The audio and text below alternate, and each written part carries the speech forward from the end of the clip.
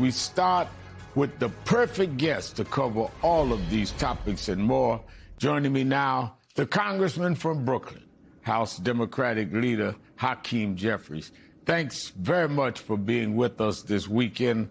I want to start with the news unfolding today in Maine, where Democrats have chosen Troy Jackson to run against Senator Susan Collins in November. My first question is, are you satisfied that Democrats are now in a better position to win the seat in Maine and possibly retake the Senate in the fall?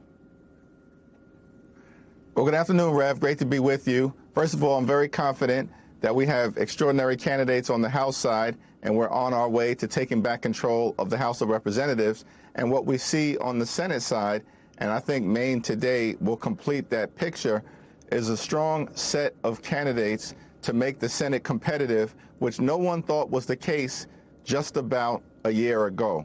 The Maine Democrats seem to have rallied behind Troy Jackson, and I expect that they'll be unified moving forward and put up a very good fight against Susan Collins, who clearly it's time for her to go. Now, Democrats chose to hold Grant Plattner accountable, and they have switched their candidates in Maine in the middle of a must-win race for the party. But take a listen to your House colleague, Speaker Mike Johnson, when asked about how he intends to handle allegations against two members of his party on Tuesday. The key word there is allegation. We have a process here. The House Ethics Committee works on those things. If allegations are made, they work through a process. So I'm not in the business of commenting on investigations as they're in process, and we'll see how that shakes out. That's how this always works. And by the way, it's done for R's and D's on both sides of the aisle. Now, we should note both Representatives Miller and Mills deny the accusations against them. But isn't it the case that the two parties hold their members to a very different ethical standard? I think as Democrats, we're going to continue to try to uphold an American standard of decency and fairness and ensuring, of course, that people get their due process in an administrative or legal or congressional process, while at the same time trying to uplift American values. And what Republicans are trying to do, of course, is just take a partisan approach to everything. And that's just the reality. We've seen it over the last 18 months. And at the end of the day, Republicans are just all consumed with power, and not power to actually make life more affordable for the American people in the midst of a crisis where life is too expensive. They're continuing to just lean in to lifting up the wealthy, the well-off, and the well-connected. Let's switch gears to the House. As we mentioned, we're closing in on 100 days until the election, and Democrats are honing their message and laying out their priorities. You've said the first bill of a new Democratic session would be focused on affordability. This week, Democrats in the House passed another resolution to halt U.S. military action in Iran, gaining 4 Republican votes in the process. You've called the Trump administration's strategy with Iran, quote, Operation Epic Failure, end of quote. Are voters responding to what you're doing and saying, and are you confident your party can regain power in Congress this fall? We're definitely confident that we're on the right side of the American people in terms of our commitment to drive down the high cost of living, to make sure that we actually deliver affordable health care for every single American, and that we hold the crooks accountable in the midst of a level of corruption, the likes of which have never been seen in America's 250-year history. Our agenda, of course, begins aggressively with addressing the affordability crisis. And we're committed to lowering the cost of groceries, the cost of gas, the cost of housing, the cost of everyday goods, the things that are making life untenable for far too many Americans. We believe when you work hard and play by the rules in this country, you should be able to live a middle-class life, an affordable life, live the good life. That's not the case right now. Far too many Americans are drowning in this failed Trump economy, and it's time to move the country in a different direction. Fox News polling out this week shows nearly 40% of voters want dramatic change right now. and Democrats are favored over Republicans on nearly every issue, including the economy and foreign policy. Republicans hold only slight edges on national security and crime. Yet, with their poll numbers plunging, Trump and Republicans have been focused on rigging the electorate in their favor. Tomorrow, we're going to be talking to your colleague, Congressman Cleo Fields, who announced he will not be seeking re-election this week after his majority black Louisiana district was eliminated in the wake of the Supreme Court Kele decision. You've been very clear what you view what happened to Representative Fields in form of voter suppression.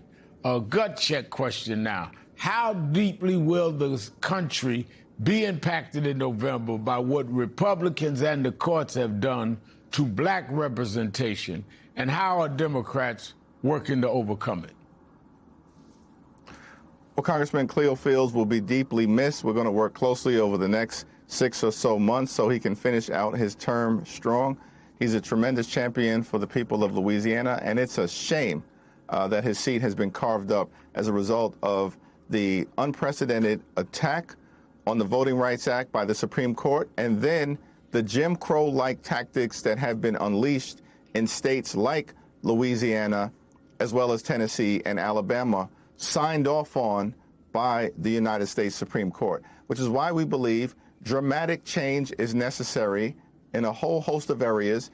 That's dramatic campaign finance reform, dramatic electoral reform, including, of course, passage of the John Robert Lewis Voting Rights Advancement Act, so we can end the era of voter suppression in the United States of America once and for all.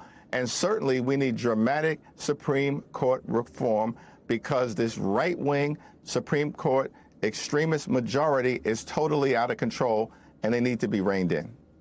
Now, President Trump and his allies continue to push for the so-called SAVE Act that includes many of the president's suppression priorities and like voter ID.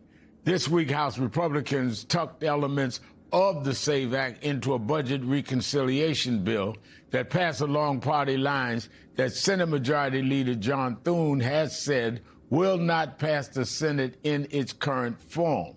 Are you concerned the Republicans could still find a way to push through parts of the SAVE Act before the midterms? And what are the Democrats doing to counter this? Well, we're going to continue to stand strong against the voter suppression efforts of the Republican Party led by Donald Trump. Clearly, they have no agenda that they feel comfortable in selling to the American people, because they've broken all their promises, including promising not to start forever wars in the Middle East, but to stop them.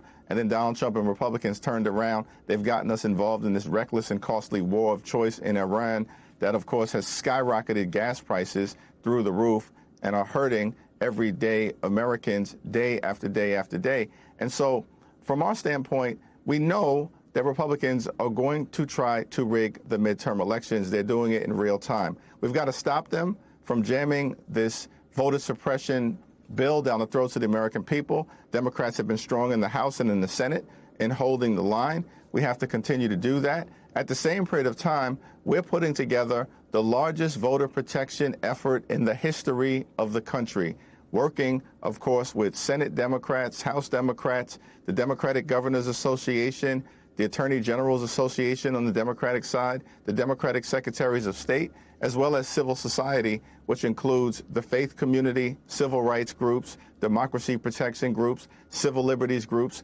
good government groups, as well as organized labor. And together, I'm confident we're going to ensure that there's a free and fair election in November. Last question. I'm out of time, but I must ask you, your caucus is heading into an August recess with momentum toward the election, but plenty of uncertainty. We don't know what Trump and Republicans will do, how far they will go to try and undermine our democracy as they cling to power. We don't know how tensions will play out between progressives and centrists inside the Democratic Party. So what's your message to members and to the candidates out there as we enter this critical stretch, the final 100 days? Important for all of us to continue to keep the main thing, and that's our commitment to fighting for an affordable America. Wherever one falls on the Democratic spectrum, we know that everyone is unified behind that fight. We want to lower the high cost of living for the American people. We want to make sure that there's affordable health care for every single American, and we're all committed to holding the crooks accountable and dealing with the rampant corruption that is undermining the Congress's ability and our government's ability to actually deliver for hardworking American taxpayers. Let's keep the main thing.